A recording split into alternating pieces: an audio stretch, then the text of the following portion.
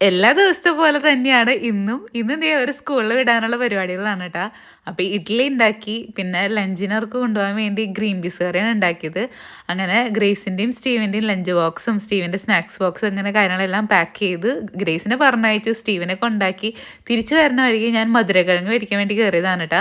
ഈ കളർ മധുരക്കിഴങ്ങ് ആദ്യമായിട്ടാണ് ഞാൻ കാണുന്നത്. പിങ്ക് ഷെയ്ഡിലുള്ളതാണ് ഞാൻ കണ്ടിട്ടുള്ളത്.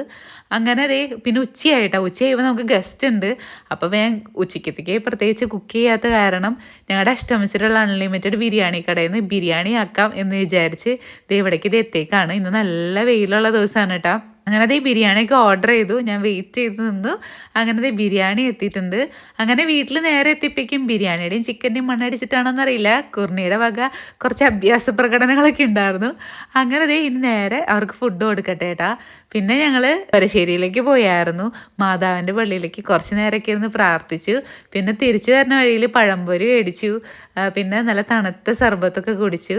നല്ല ചൂടുള്ള സമയത്തേ ഈ തണുത്ത സർബത്ത് കുടിക്കുമ്പോൾ ഒരു പ്രത്യേക ഒരു സന്തോഷം സമാധാനമാണ്. അങ്ങനെ ഇനി ഞങ്ങൾ തിരിച്ച് വീട്ടിലേക്ക് പോട്ടെ കേട്ടോ. സ്റ്റീവനെ പിക്ക് ചെയ്തിട്ട് വേണം പോവാൻ. അപ്പോൾ ബാക്കി വിശേഷം അടുത്ത വീഡിയോ കാണാം. Bye bye.